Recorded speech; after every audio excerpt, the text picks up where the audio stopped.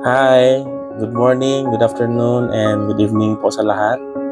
In Matthew chapter 11 verses 28 to 30, Jesus said, "Come to me all who labor and are heavy laden, and I will give you rest. Take my yoke upon you and learn from me, for I am gentle and lowly of heart, and you will find rest for your souls.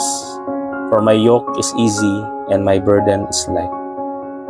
So this is an invitation from Jesus that we should humbly do His will and allow Him to guide and direct our lives. So this is an invitation kay Jesus, no? Pero ano bang ibig sabihin nito? Doing what is right and what is good means you will have no guilt, no? So isa yun sa tawag nito, isa yun sa nagpapagaan ng feeling mo kung alam mong tama yung ginagawa mo. So once we follow the Lord, yun ang invitation natin, no? Na we should not be guilty kasi tama yung ginagawa natin.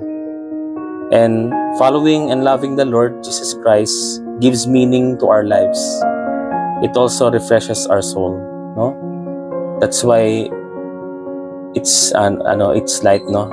The burden is light and the yoke is easy. At sinong nagsabi na mahirap sundin ng Diyos?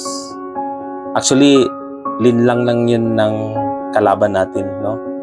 Which is the father of lies at ang kanyang mga minions. No, so it's a lie na parating natin naririnig or minsan galing mismo sa atin, na sinasabi natin mahirap sundin ng Diyos. Actually, hindi siya mahirap, no? Pero kung nasanay tayo sa kamalian, nasanay tayo sa mga kasalanan natin, medyo mahirap, no, sa simula. Kasi lahat ng yun babaguhin mo, di ba? Kung nasanay ka ng magsinungaling, mahirapan kang magsabi ng totoo, di ba? Kung nasanay ka ng mandaya sa trabaho mo o sa business mo, mahirapan kang maging honest, di ba? At kung nasanay ka ng magtakip butas sa mga mali mo, mahirapan ka rin na tanggapin yung mga kamalian mo, no? So, dun yung hirap nang gagaling, no? Pero kapag nag-decide tayo to love the Lord, to accept Him as our Lord and Savior, and to repent of our sins, so mas nagiging fresh yung kaluluwa natin dahil we're not doing anything wrong. We're doing good and we're doing the right things sa buhay natin. Kaya ano pang hinihintay natin, no? Tara na at mahalin natin at sundin ng Diyos. Kasi yun ang magbibigay sa atin ng meaning sa buhay natin, bibigay rin ng direksyon sa buhay natin. At yun rin ang daan patungo sa Diyos natin, kay Lord Jesus Christ, patungo rin sa totoo nating tahanan dun sa langit, no? At because His yoke is easy and His burden is light, mafe-feel natin ang total liberation, no? Na we will more free sa mga bagay na nagkukulong sa atin, lalong-lalo ng mga personal natin na mga kasalanan.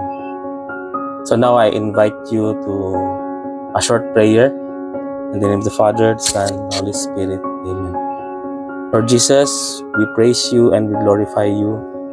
We thank you, Lord, for everything that you have done to us. Especially, Lord, for giving us a chance to be with you, to renew our lives. But we cannot do this, Lord, without you. So we pray that you forgive us our sins, that you pour us with your Holy Spirit, that through you, Lord Jesus, mabago yung buhay namin, mas magkaroon ng meaning, at sa paraan na ito, mas lalo kaming ma-inlove sa iyo, Lord, at ma-inlove rin kami sa pamilya namin, sa mga brothers and sisters namin. Lord Jesus, we thank you, Lord, and we accept your invitation, Lord, because your yoke is easy and your burden is light. Thank you, Lord Jesus. In the Father, the Son, the Holy Spirit. Amen. Thank you po. Bye. Sa ulitin.